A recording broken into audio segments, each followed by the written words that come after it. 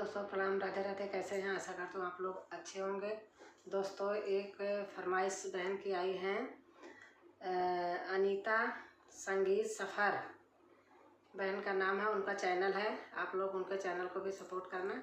और निर्गुण कबीर दास का भजन बहुत अच्छा गाती हैं और उनके ननद के बेटी हुई है, तो उन्होंने मेरे से बोला दीदी आप मेरी भांजी के लिए एक सोहर गीत गाकर सुनाइए और आप अपने चैनल पे डालिए।